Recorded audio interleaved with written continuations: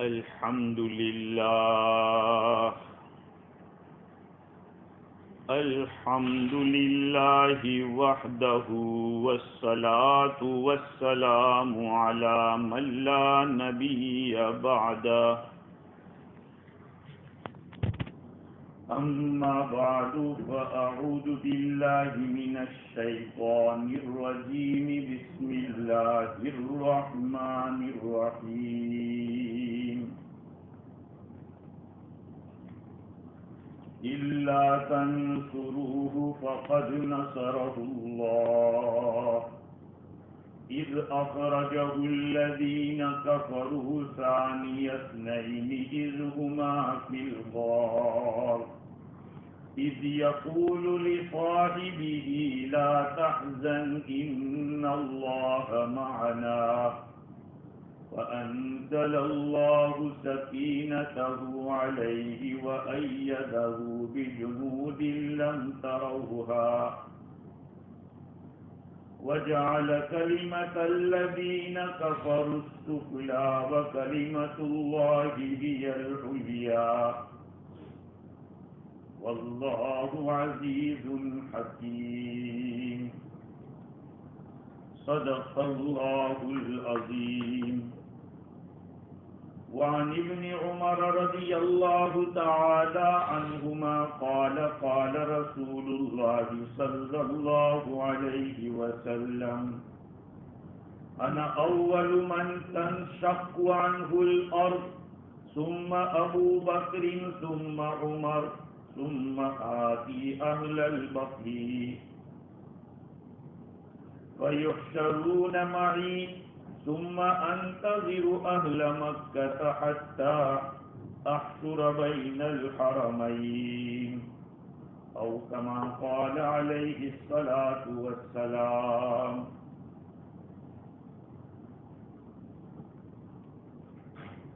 بزرگوں، پیارے بھائیوں،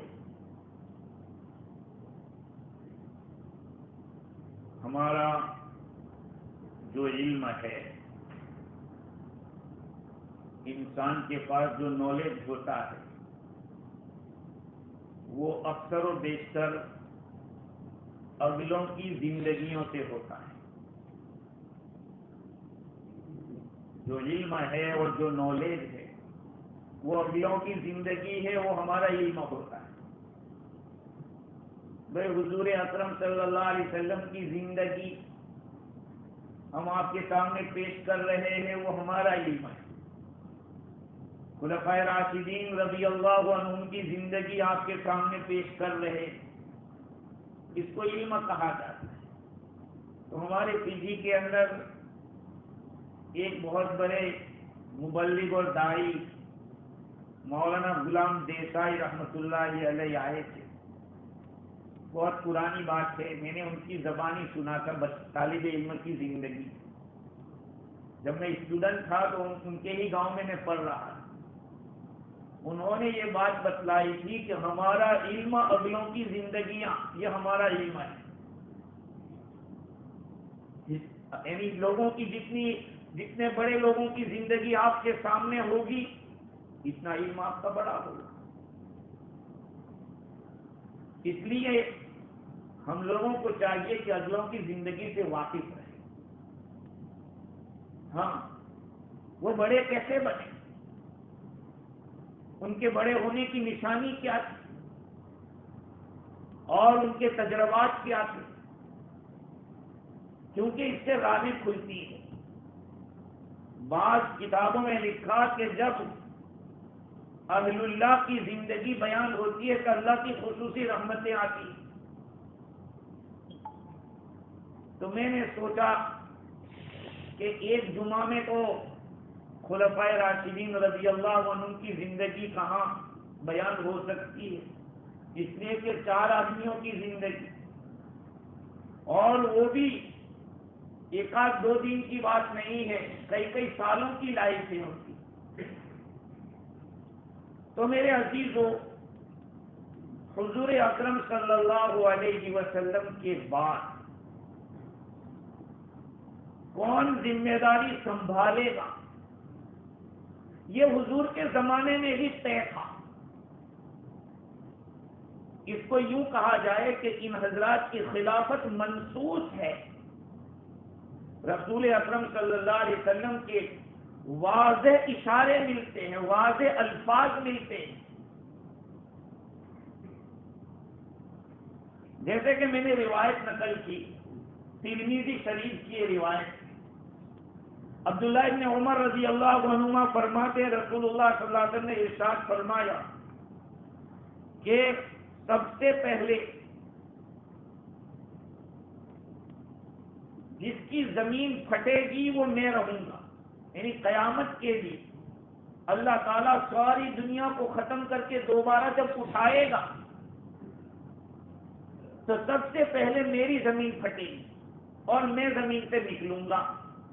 ثم ابو بکر ثم عمر، میرے بعد ابو بکر رضی اللہ تعالی عنہ اور پھر حضرت عمر رضی اللہ تعالی عنہ. حضور فرماتے ہیں کہ اس کے بعد میں بقی والوں کی طرف آؤں گا. جنت البقی ادھر پچھلی سائڈ میں حضور کے قدموں کی طرف. حضرت عثمان رضی اللہ تعالیٰ عنہ کی قبر مبارک وہیں پر ہے. تو پھر بقی والے جمع ہوں گے میرے ساتھ، وہ اٹھیں گے. پھر میں مکہ والوں کے انتظار کروں گا. پھر حرمین کے درمیان جتنے لوگ ہیں وہ سب کو جمع کروں. یہ حضور اکرم صلی اللہ علیہ وسلم کا ارشاد ہے، جس میں حضور کے بعد صدیق اکبر رضی اللہ تعالیٰ عنہ اور بعد میں حضرت عمر فاروق رضی اللہ تعالیٰ عنہ کا تذکرہ ہے. دوسری ایک روایت ابو داؤد شریف کی ہے جس کو ابو قبدہ نے روایت کیا رضی اللہ عنہ کہ ایک آدمی نے حضور صلی اللہ علیہ وسلم سے عرض کیا کہ میں نے دیکھا، خواب کے اندر دیکھا کأن میزانا نزل من السماء، آسمان سے ایک ترازو اتری، تولنے کی جو آتی ہے ترازو میزان. فوزنت انت و ابو بکر، پھر آپ کو اور ابو بکر کو تولا گیا رضی اللہ تعالی. فرجحت انت، تو آپ کا وزن زیادہ بھاری ہو. پھر ووزن ابو بکر و عمر فرجح ابو بکر، پھر صدیق اکبر رضی اللہ عنہ اور عمر فاروق رضی اللہ عنہ کو تولا گیا تو صدیق اکبر رضی اللہ تعالیٰ عنہ کا تولا بھاری ہو گیا. ووزن عمر و عثمان فرجح عمر، پھر حضرت عمر رضی اللہ عنہ اور حضرت عثمان رضی اللہ عنہ کو تولا گیا تو حضرت عمر رضی اللہ عنہ کا تولا بھاری ہو گیا. ثم رفع المیزان، پھر ترازو کو اٹھا لیا گیا. فاستاء لها رسول اللہ صلی اللہ علیہ وسلم، آپ صلی اللہ علیہ وسلم کو اس پہ وقت آپ کو غم پہنچا، آپ غمگین ہوئے اور فرمایا خلافت النبوتی، یہ نبوت کی خلافت ہے، نبوت کی خلافت نیابت ہے. یعنی نبی دنیا سے تشریف لے جائیں گے تو آپ کے بعد یہ ترتیب رہے گی. اس لیے سمجھ میں یہی آتا ہے کہ حضور اکرم صلی اللہ علیہ وسلم کے بعد صدیق اکبر رضی اللہ تعالیٰ عنہ کا خلیفہ ہونا، آپ کے بعد عمر فاروق رضی اللہ عنہ کا خلیفہ ہونا، آپ کے بعد عثمان ذو النورین رضی اللہ عنہ کا ہونا، یہ حضور صلی اللہ علیہ وسلم کے لفظوں سے معلوم ہے. خلافت النبوتی، نبوت کی نیابت ہے، یہ اس طرح سے ترتیب سے چلے گی. آگے حضور نے فرمایا ثم یؤتی اللہ الملک من یشاء، پھر اللہ جسے چاہے گا بادشاہت دے گا، حکومت اللہ جس کو چاہے گا دے گا. تو یہ خلافت کی ترتیب ہے. ہاں، ہر ایک کا انداز الگ رہا. حضور اکرم صلی اللہ علیہ وسلم نے اپنے بعد طے نہیں کیا کہ میرے بعد کون ہوگا، ایسے نہیں بولا کہ میرے بعد ابو بکر رہے گا رضی اللہ عنہ. اشارے کر دی. حضرت ابو بکر صدیق رضی اللہ تعالی عنہ نے اپنے بات طے کر دیا حضرت عمر رضی اللہ تعالیٰ عنہ کو. بعض کتابوں میں نے پڑھا کہ حضرت صدیق اکبر رضی اللہ تعالیٰ لکھ رہے تھے, حضرت عثمان رضی اللہ عنہ کو بتائے کہ لکھو, تو جن کا نام ان کے بعد خلیفہ بنانا ہے وہ جگہ خالی رکھی تھی, حضرت عثمان رضی اللہ عنہ نے حضرت عمر کا نام لکھ دیا. حضرت صدیق اکبر رضی اللہ تعالیٰ نے ہوش سنبھالا, پوچھا کہ بھائی کس کا نام لکھا؟ کہا میں نے عمر کا لکھا. تو اگر آپ کا بھی لکھتے تو چل جاتا, اگر آپ کا بھی نام ہوتا تو چل جاتا. اب یہ ترتیب حضرت عمر. لیکن حضرت عمر رضی اللہ تعالیٰ جب دنیا سے تشریف لے جا رہے, شہادت ہوئی ان کی, آپ نے کسی کو فکس نہیں کیا, آپ نے 6 آدمیوں کی شورا بنا. یہ 6 آدمی ہے, جس کو منتخب کریں گے وہ بنے گا. میرے خاندان سے کوئی شورا میں بھی نہیں رہے گا اور میرے خاندان سے کوئی امیر بھی نہیں رہے گا. یہ آپ نے کلیئر کی. بہت بڑی ذمہ داری ہے میرے بھائی. آپ کسی اسکول کے اگر ذمہ دار ہے, آپ کی ذمہ داری ہے. چاہے دنیا کے کاموں میں آپ ذمہ دار ہو یا دین کے کاموں میں ذمہ دار ہو, بہت بڑی ذمہ داری اور اس کا حساب ہوگا. یہ حضرات جانتے تھے, حضرات جانتے تھے. اتنا ڈر بھی تھا ان لوگوں کو. حضرت عمر رضی اللہ تعالیٰ عنہ کے بارے میں ہے کہ آپ نے ایک دن فرمایا کہ اگر آسمان سے اعلان کیا جائے کہ سارے لوگ جہنمی ہے, ایک ہی جنتی ہے, تو میں امید کرتا ہوں کہ میں رہوں گا. اور اگر یہ اعلان کیا جائے کہ سب جنتی ہے, ایک جہنمی ہے, تو مجھے ڈر لگتا ہے کہ وہ میں. آج ہم لوگ اپنے بارے میں سوچیں, جن کی نیکیوں کی قسمیں کھائی جا سکتی ہے ایسے لوگوں کی. یہ لوگ اتنے لرزاں و ترساں رہتے تھے, ڈرتے تھے اللہ سے. آج ہم اس 15ویں صدی کے اندر ہماری زندگی گناہوں سے آلودہ اور پتہ نہیں کتنی کتنی خامیوں سے ہم لوگ بھرے ہوئے. کہنے والا بھی اسی کشتی کا سوار ہے. یہ اپنے کو کوئی اس سے مستثنا نہیں کرتا. ہم اپنے آپ کو سمجھے میرے بھائیوں. ان بڑوں کی باتیں اسی لیے کہی جاتی ہے کہ یہ لوگ بڑے بنے کیسے, انہوں نے مٹایا اپنے آپ کو. ہاں, حضرت مالک انس بن مالک رضی اللہ تعالیٰ عنہ کی ایک روایت ہے جس کو الروض الفائق کے اندر میں نے پڑھا. سند تو نہیں مل سکی لیکن یہ روایت مجھے ملی, جس میں ان 4 حضرات کی خوبی کو بیان کیا گیا ہے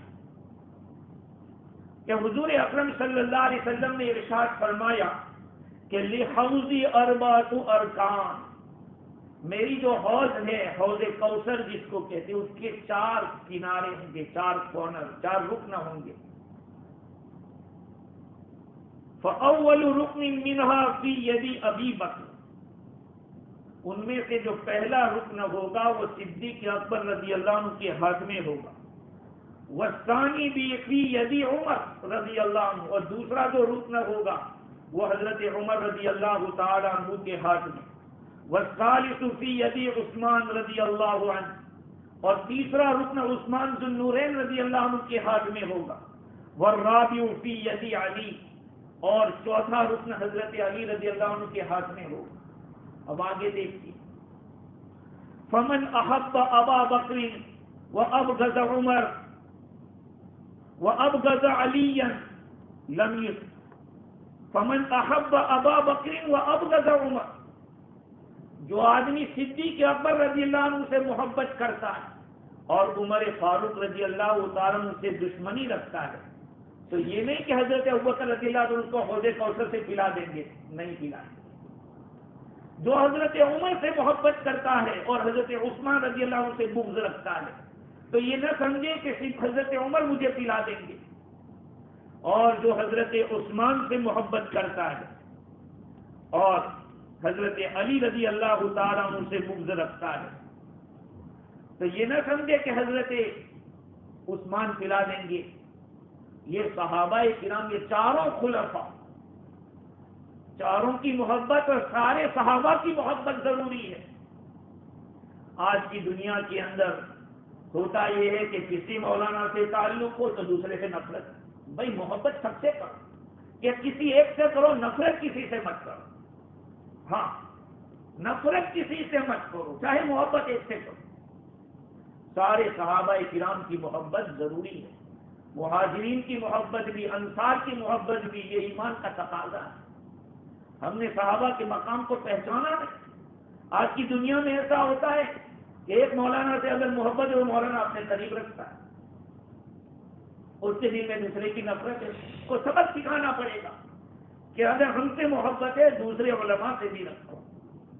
ہاں یہ بہت ضروری ہے. صحابہ کرام رضوان اللہ علیہ مجمعین سب نے ایک جگہ سے کیا، ہر ایک کا مقام الگ الگ ہے. خیر یہ لوگ بھی آپس میں اتنی محبت رکھتے تھے، اتنی محبت رکھتے تھے کہ کسی کی مجال نہیں تھی کہ ایک دوسرے کے خلاف ان کے سامنے کوئی بول سکتا. حضرت مالک بن انس رحمہ اللہ سے ہارون رشید نے ایک دفعہ پوچھا کہ حضرت صدیق اکبر اور عمر فاروق رضی اللہ تعالی عنہما کا مقام حضور سے کیسا تھا، یعنی ان کا درجہ حضور کے نزدیک کیسا تھا ان کی زندگی میں. کیا جواب دیا؟ قربی قبرہما، قربی قبرہما، کہ ان دونوں کی قبر حضور سے جتنی قریب ہے ایسا تھا.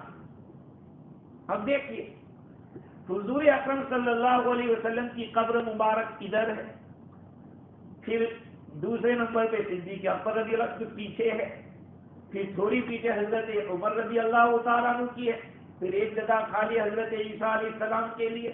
یہ ترتیب ہے. تو کہا دیکھو ان دونوں کا مقام حضور کے پاس ایسا تھا جیسے قبر میں جانے کے بعد ہے کہ صدیق اکبر زیادہ قریب ہے، حضرت عمر ان سے کچھ دور ہے. ہاں یہ تھے خلفائے راشدین، یہ تھے ان کا مقام. حضرت ابو ہریرہ رضی اللہ تعالیٰ عنہ کی ایک روایت میں نے پڑھی کہ نبی اکرم صلی اللہ علیہ وسلم نے ایک یہودی سے 1 سال کے لیے کوئی چیز ادھار لی، قرضے پہ لی. ادھار لینا کوئی عیب نہیں ہے. ہاں اللہ کے نبی نے غیروں سے بھی قرضہ لیا ہے اور ادھار چیزیں لی ہے اور لوٹائی. یہ برا ہے کہ لے کر نہ دو آپ، اس کے بھی اور تمہارے رہ گئے، یہ بری چیز ہے. تو قرض کی تو ضرورت پڑتی ہے، بلکہ قرضے کی فضیلت زیادہ ہے، صدقے کے مقابلے میں قرضے کا ثواب زیادہ ہے. خیر تو ایک یہودی سے حضور نے قرضہ لیا اور 1 سال کا وعدہ کیا. کیونکہ ایمان نہیں ہوتا نا جس کے پاس، اس کو فکر یہ رہتی ہے کہ اگر آپ نہیں رہے تو کون دے گا. اور جتنی بھی دنیا میں ڈاکیومنٹس بنتے ہیں ان ڈاکیومنٹس کے اندر یہی چیز ہوتی ہے کہ اگر آپ پے نہیں کرو گے تو کیا کریں گے، آپ کا مکان بیچ کے لے لیں گے. گارنٹی دو.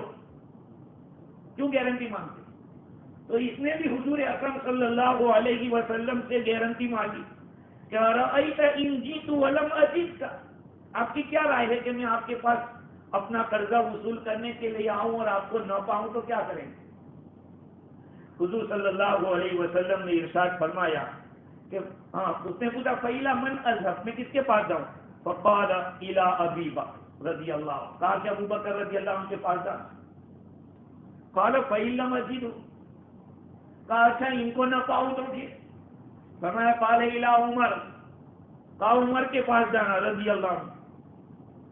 کہا ان لم اجد، کہا اگر حضرت عمر کو نہ پاؤں تو؟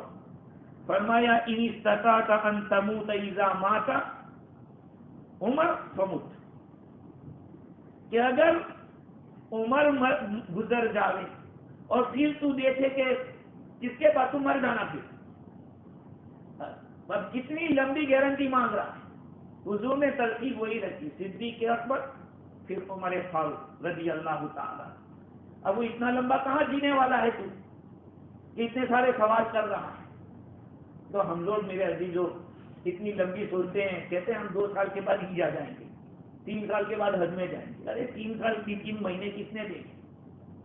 یہ لمبی لمبی امیدیں بن کر بہت سارے لوگ کہتے ہیں اوورسیز جانے کا ابھی 2 سال میں نہیں آؤں گا، تیسرے سال آؤں گا. ارے تیسرا سال دیکھا تو اتنے لمبے پلان نہیں بناتے. ہاں جس کے نظر میں آخرت ہوتی ہے نا وہ تو اسی کو سامنے رکھتا ہے کہ بھائی پتہ نہیں کل کیا ہوتا ہے. تو کل کی فکر کرو، قیامت کے موت کی فکر کرو کہ اللہ کے سامنے کیا ہوگا. یہ صحابہ کرام رضوان اللہ علیہ مجمعین ہر وقت موت کو سامنے رکھتے. جب آدمی موت کو سامنے رکھتا ہے تو گناہ بھی کم ہوتے. یہ زیادہ گناہ کیوں ہوتے؟ اسی لیے ہوتے ہیں کہ اس کو فکر نہیں ہوتی موت کی. اگر آدمی یہ سوچ لے کہ اگر میں مر گیا تو کیا جواب دوں گا اللہ کو، میری موت آ گئی تو میں اللہ کے سامنے کیسے حاضر ہوں گا، یہ سارے جھمیلے اپنے ساتھ کر کے میں نے رکھے ہیں، اللہ تعالیٰ کے دربار میں میری پوچھ ہو گئی تو میں کیا کروں. صدیق اکبر رضی اللہ تعالیٰ عنہ کی عمر 63 ایئرس رہی، جتنی حضور صلی اللہ علیہ وسلم کی عمر تھی. حضرت علی رضی اللہ عنہ کی بھی اتنی ہی عمر ہے 63. اور خلافت صدیق اکبر رضی اللہ عنہ کی 2 سال 3 مہینے. جب ان کی خلافت کا وقت آیا واقعتاً حالات ایسے تھے کہ سب کو سنبھالنا مشکل تھا. مسلمانوں میں ایک افراتفری، حضور کا وصال ہو گیا، اللہ کے نبی نہیں رہے، اب کیا ہوگا. لیکن قرآن مجید کی سمجھ انہی لوگوں کو اللہ نے دی، ان کے فہم ایسی تھی. وما محمد الا رسول قد خلت من قبله الرسل افإن مات أو قتل انقلبتم على أعقابكم. اگر حضور کا انتقال ہو گیا، اگر شہید ہو گئے، کیا تم واپس کافر ہو جاؤ گے؟ ومن ينقلب على عقبيه فلن يضر الله شيئا. جو پلٹے گا اللہ کا ہرگز کوئی نقصان نہیں کر سکے گا. صحابہ کہتے ہیں، حضرت عمر جیسا آدمی کہتا ہے کہ آج اس آیت کو سمجھا، یہ آیت آج سمجھ گئے. بہت سارے دعوے کر دیتے ہیں کہ تھوڑا عربی جانتے ہیں، ہمیں قرآن سمجھ میں آ جاتا ہے. جب تک پھر باقاعدہ آدمی تعلیم حاصل نہیں کرتا قرآن نہیں سمجھ سکتا، قرآن کی فہم کا دعویٰ بھی نہیں کر سکتا. ارے اس کو ہوا بھی نہیں لگ سکتی قرآن کی فہم کی. اس لیے کہا جاتا ہے کہ علماء کرام کے پاس بیٹھو، ان سے قرآن کی سمجھ فہم حاصل کرو. خیر ان کے زمانے میں ارتداد کا فتنہ تھا، بہت سارے لوگ مرتد ہو گئے تھے. کسی نے زکات دینے کا منع کر دیا، کسی نے اور چیزیں. اس مسئلے کو سنبھالا، لوگوں کو ایک پلیٹ فارم پر قائم کیا. حضرت اسامہ رضی اللہ عنہ کا لشکر تیار تھا، انتظار میں تھا. فرمایا کہ حضور نے جو فیصلہ کر دیا ہے وہ ہو کے رہے گا، لشکر جائے گا. ایسے حالات تھا کہ کچھ نہیں، جس چیز کو حضور نے کر دیا ہے اس کو ابو بکر کیا روک سکتا. میرے بھائیو یہ ان کا ایمان تھا. وہ لوگ پسو کچھ نہیں ہوتے تھے. ہم لوگوں کا حال ہے، ارے ابھی نہیں، رہنے تو بعد میں کریں گے، دین کا کام ہے. ارے کیا جلدی ہے، دین کے کام میں یہ لوگ جلدی کرتے ہیں. دنیا کے کام میں تاخیر ہوگی کوئی بات نہیں، لیکن دین کے کام کو آن دی اسپاٹ کوشش کرتے تھے کہ فوراً کریں. یہ صحابہ کرام. حضرت عمر رضی اللہ عنہ کے زمانے میں دنیا میں بہت اسلام پھیلا، بہت پھیلا، اور بڑے بڑے ملک قبضے میں آئے. شام، سیریا جس کو کہتے ہیں، شام تو ابھی چھوٹا دکھتا ہے. ابھی اس زمانے کے اندر وہ ایک ملک نہیں تھا، 4 ملکوں کا مجموعہ تھا سیریا. اردن اور دوسرے علاقے جو فلسطین ہے وہ سب ایک تھے. یہ بعد میں دشمنان اسلام نے اس کے ٹکڑے کر دیے. عراق، ایران، مصر، برقا، مغربی طرابلس، آذربائیجان، نہاون، جرجان، یہ سارے علاقے حضرت عمر رضی اللہ تعالیٰ عنہ کے دور خلافت کے اندر فتح ہوئے. دیکھیں اسلام کیا پھیلا. اللہ تعالیٰ نے ان کو ایسی بصیرت دی تھی. عمر رضی اللہ تعالیٰ عنہ. آج دنیا میں آپ کو معلوم ہونا چاہیے کہ عمر لو دنیا میں چل رہا ہے. عمر لو جانتے ہیں؟ عمر لو یہ گورنمنٹ $100 آپ کو دے رہی ہے سینئر سٹیزن کو. وہ کہاں سے آیا؟ یہ عمر لو. میں نے کتاب میں ایک دوست نے مجھے بھیجا تھا، اس کے اندر میں نے عربی میں ایک واقعہ پڑھا کہ ایک آدمی کھانا کھا رہا تھا. وہ ایک ہی ہاتھ سے ایسے الٹے ہاتھ سے کھا رہا تھا اور دوسرا ہاتھ کھا رہا. حضرت عمر رضی اللہ تعالیٰ عنہ نے دیکھا کہ بھئی تیرا دوسرا ہاتھ کہاں ہے؟ کہ وہ مشغول ہے. بار بار پوچھنے پر تو کہا کہ فلانی جنگ میں گیا تھا، اس وقت میرا ہاتھ بیکار ہو گئے، وہ کام نہیں کرتا ہے. حضرت عمر رضی اللہ عنہ نے پوچھا کہ تجھے کھلاتا کون، تجھے پلاتا کون ہے، تجھے استنجا کون کراتا ہے، تجھے وضو کون کراتا ہے؟ سارے کام گنوائے اور حضرت عمر رضی اللہ تعالیٰ عنہ رو رہے، روتے جا رہے، روتے جا رہے. آپ نے فرمایا کہ نہیں، ہم تیرے لیے ایک خادم بھی مقرر کرتے ہیں، تیرا وظیفہ بھی رہے گا، تجھے ملتا رہے گا جب تک تو زندہ ہے. یہ حضرت عمر تھے. اور ابھی کچھ مہینے یا کچھ سال پہلے ہندوستان کی آرمی نے پینشن کا مسئلہ چھیڑ دیا تو ختم کر دیا. جتنے بھی مجاہدین یا دین کے کام کرنے والے ہیں ان کی قدر ہے میرے عزیزوں، قدر کرو. چھوٹا کام بھی دین کا کرتا ہو، پتہ نہیں اس کے اخلاص کی وجہ سے اس کا مقام اللہ کے یہاں کیا ہو. ہاں، خصوصی طور پر اپنی زبانوں کو لگام دو، اپنی زبانوں پہ قابو رکھو. اور بدگمانی بہت زیادہ ہو رہی ہے، اپنے گمان کو صحیح مت سمجھو. قرآن نے نہ کہا ہے اجتنبوا کثیرا من الظن، بہت زیادہ گمان کرنے سے بچو. ان بعض الظن اسم، اس لیے کہ بعض گمان گناہ ہوتے ہیں. حضرت عمر رضی اللہ تعالیٰ نے قانون بنا دیا کہ آرمی کا جو بھی آدمی مجاہد کوئی بھی ہوگا، اس کو اگر اس طرح سے جنگ میں نقصان ہوا اس کو ہمیشہ کے لیے دیا جائے. ایک دفعہ حضرت عمر رضی اللہ تعالیٰ عنہ نے ایک یہودی کو دیکھا کہ وہ پتھر بٹور رہا ہے اور کچھ کر رہا ہے، کسی جگہ نکال کر پتھر ایک جگہ جمع کر رہا ہے. کہا یہ کیا کرنا؟ کہا کہ جب جوان تھا تو خوب مزدوری کر کے تمہیں ٹیکس پے کرتا تھا، جزیہ پے کرتا تھا. آج بڈھا ہو گیا، آج کمانے کی طاقت نہیں ہے تو کھاؤں گا کیسے؟ حضرت عمر رضی اللہ عنہ نے فرمایا کہ جاؤ گھر جاؤ. حساب لگا دیا کہ اس آدمی کو ہر مہینے اتنا دیا جائے گا، اور اس کی نگرانی رکھتے تھے. کیونکہ جب تجھ میں طاقت تھی تو نے کما کے ہم کو دیا. آج ہماری باری ہے کہ ہم تم پہ خرچ کریں. آج دنیا کی حکومتیں دیتی ہے، بہت اچھا کر رہی ہے، لیکن انہیں بھی معلوم ہونا چاہیے کہ عمر لو ہے. یہ حضرت عمر رضی اللہ تعالیٰ عنہ کا جاری کیا ہوا ہے. تو میں یہ عرض کر رہا تھا کہ خلفائے راشدین کی زندگی میرے عزیزوں پڑھو. ہندوستان کا میں مہاتما تو نہیں کہوں گا، لیکن ہندوستان کا لیڈر کہوں گا کہ گاندھی جی جو تھا وہ یہ کہتا تھا کہ تمہیں اگر حکومت کرنی ہے اور اس میں کامیاب ہونا ہے تو ابو بکر و عمر کی زندگیاں دیکھو رضی اللہ تعالیٰ. ہاں، وہ ایسی زندگی گزار کر گئے. لیکن میرے عزیزوں معاف کرنا، ہمیں اپنے گھر کی خبر نہیں. یہ ہم ان کے طریقے پہ ایمان لائے اور ان کی باتیں آپ کے سامنے پیش کر رہے ہیں، لیکن ہمیں اپنوں ہی کا پتہ نہیں کہ وہ کیا کر کے گئے. حضرت عثمان رضی اللہ تعالیٰ ان کے زمانے میں انہوں نے کیا قربانیاں دی میرے بھائی. ہاں، بیر روما ایک کنواں تھا مدینہ منورہ، حضور نے فرمایا کہ جو اس کو خریدے گا اس کے لیے جنت ہے. خرید لیا انہوں نے.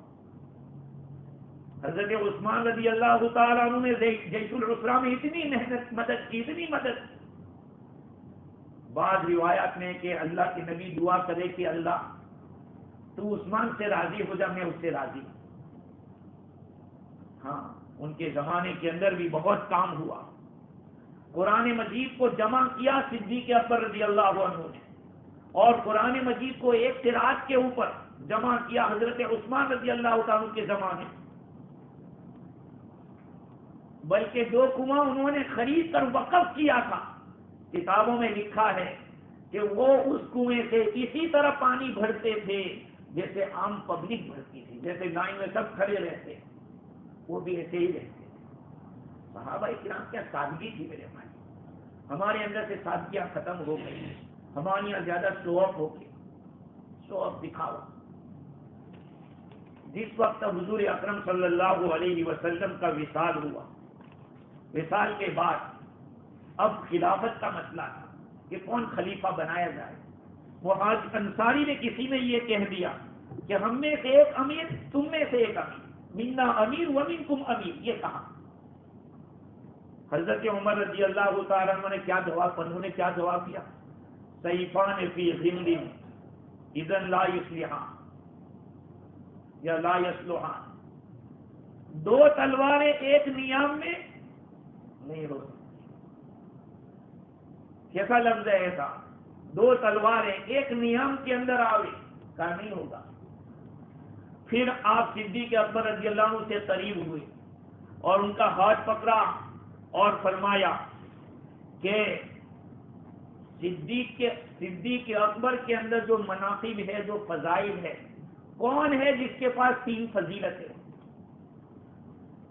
حضرت عمر رضی اللہ تعالیٰ نے پوچھا کہ اذ یقول لصاحبہ، جب وہ اپنے ساتھی سے فرما رہے تھے، وہ یعنی حضور صلی اللہ علیہ وسلم، جب وہ اپنے ساتھی سے، تو کون تھا وہ ساتھی؟ کہا گیا کہ وہ ابو بکر، سب نے کہا کہ ابو بکر تھے، صدیق رضی اللہ تعالی۔ حضرت عمر رضی اللہ عنہ قرآن کی اسی آیت میں ہے اذ ہما فی الغار، جبکہ وہ دونوں غار کے اندر تھے، وہ کون تھے؟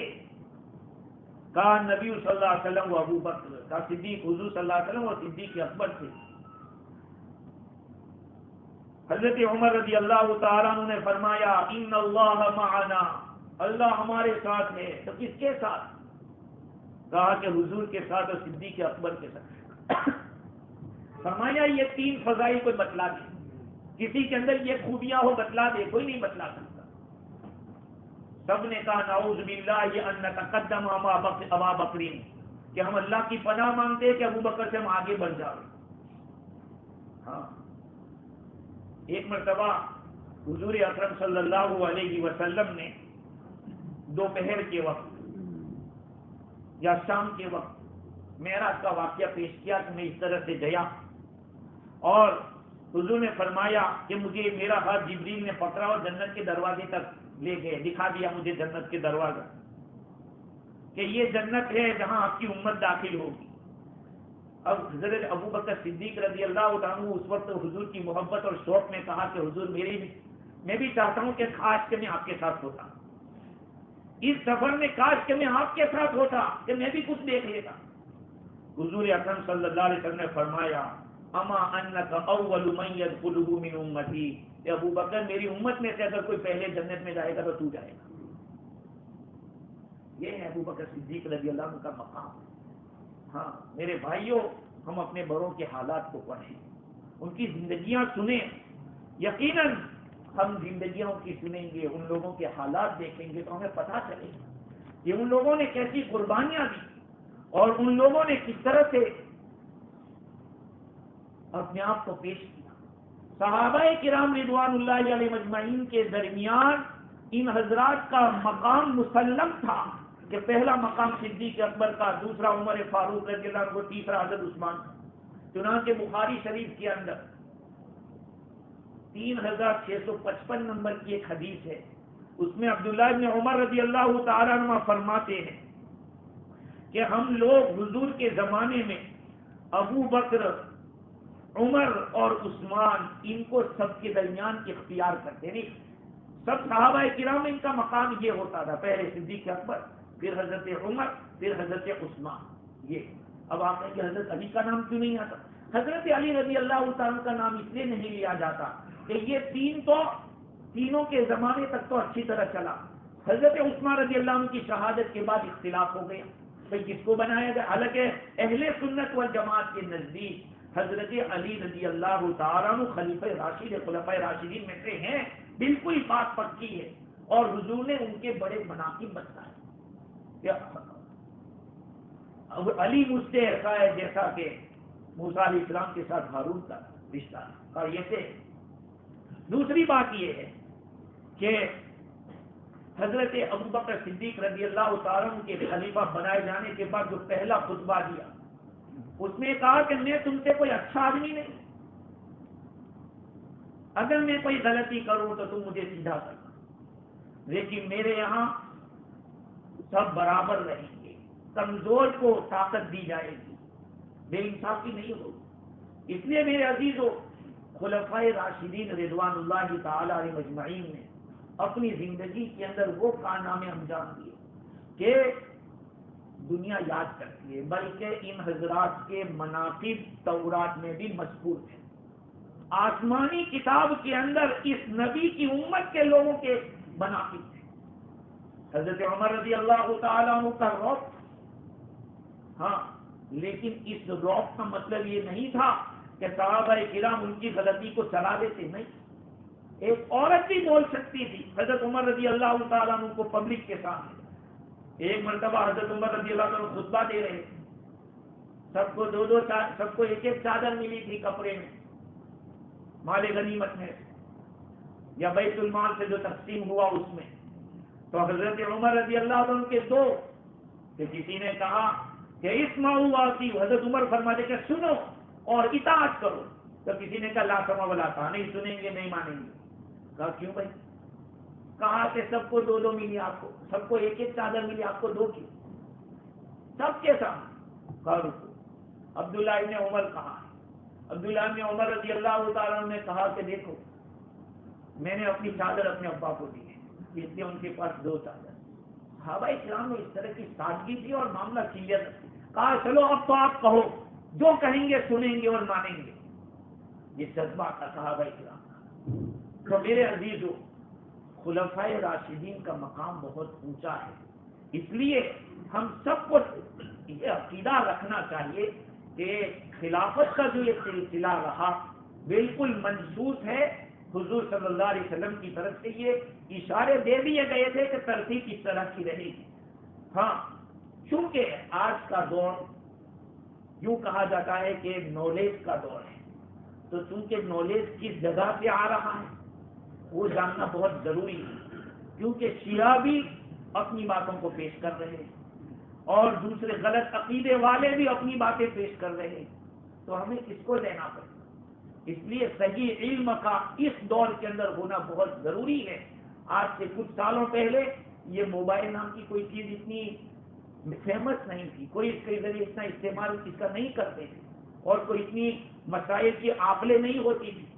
آج اس کا بہت زیادہ استعمال اور اس کا چلن ہو گیا ہے۔ اس لیے ہم ہر مسلمان کو چاہیے کہ اپنے عقائد کو صحیح کریں، اپنے اعمال کو صحیح کریں، اور اس کے بغیر میرے عزیزوں ہم کہیں کامیاب نہیں ہو سکتے۔ عقائد اور اعمال یہ تو بنیادی ہے، اور اس کے ساتھ اپنے اخلاق بھی درست ہو، اپنی معاشرت کو صحیح کریں، اپنے معاملات کو صحیح کریں۔